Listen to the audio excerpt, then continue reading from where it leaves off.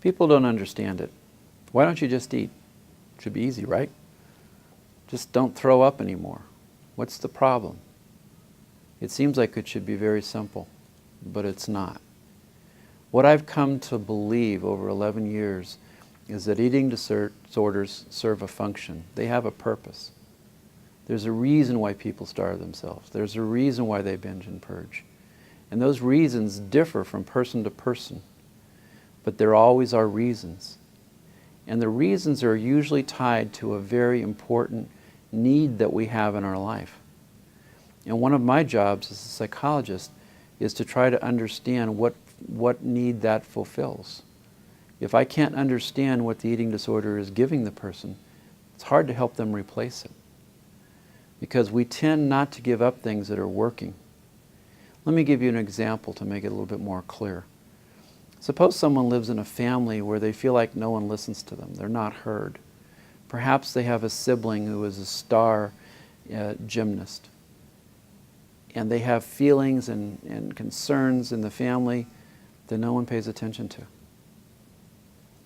And so the person starts to restrict and lose weight.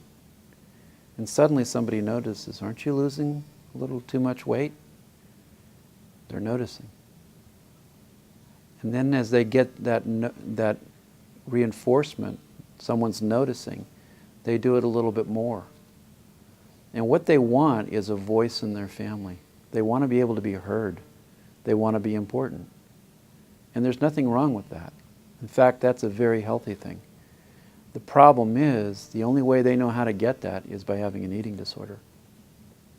So when providers come along and say, we're going to help you with that eating disorder, and the person has to think, okay, what do I want to do? Weigh what it says on some chart that I'm supposed to weigh?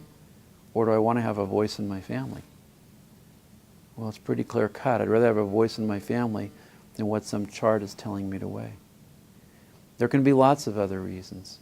Sometimes people are overwhelmed by emotions from painful past events, and they don't know how to deal with those emotions.